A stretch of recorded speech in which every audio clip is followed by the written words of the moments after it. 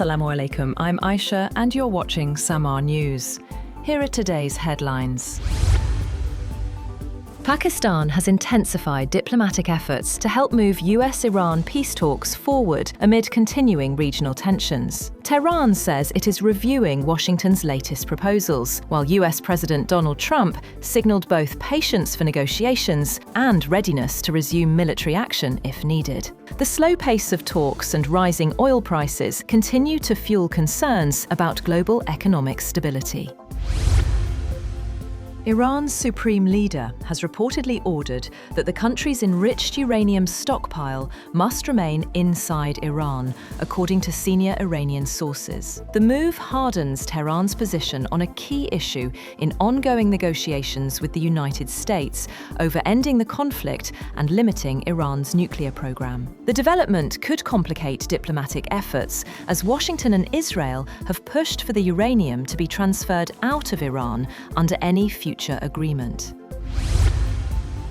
Arab media outlets have claimed that efforts to finalize a United States-Iran agreement have entered a decisive phase, with reports suggesting a possible announcement in the near future. According to Al Arabiya and other regional outlets, negotiations are nearing completion and the final draft of the agreement is being prepared, though no official confirmation has been issued by Washington or Tehran. The reports also linked Pakistan to ongoing diplomatic efforts, claiming a senior Pakistani figure may visit Iran as part of continued engagement surrounding the talks. Interior Minister Mohsin Naqvi has recently held meetings in Tehran with Iranian President Masoud Pezeshkian and Foreign Minister Abbas Araghchi.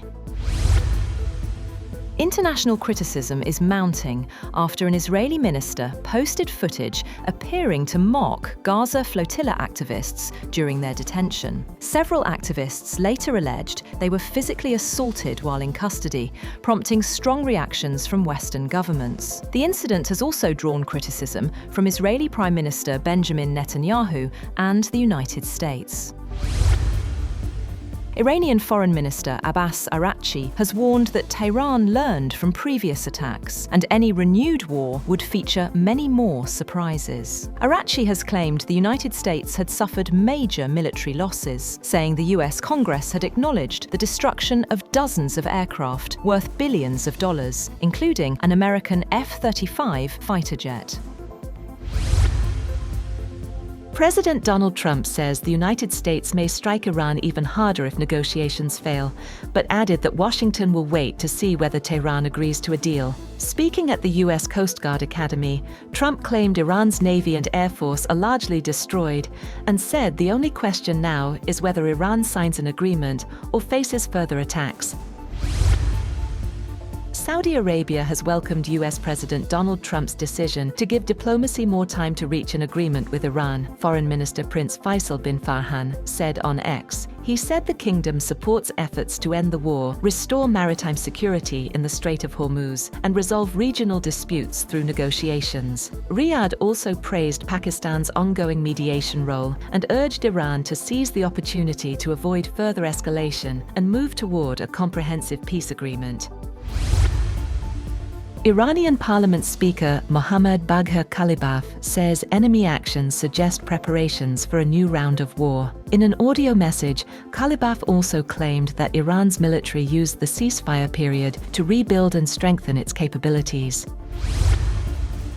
Interior Minister Mohsin Naqvi has returned to Iran and held meetings in Tehran with President Masoud Pezeshkian, IRGC Chief General Ahmad Vahidi, and Interior Minister Eskandar Momeni. This is Naqvi's second trip to Iran in a week, as mediation efforts between Iran and the United States continue. Reports suggest a new round of negotiations could take place in Islamabad after Hajj amid attempts to finalize a possible agreement.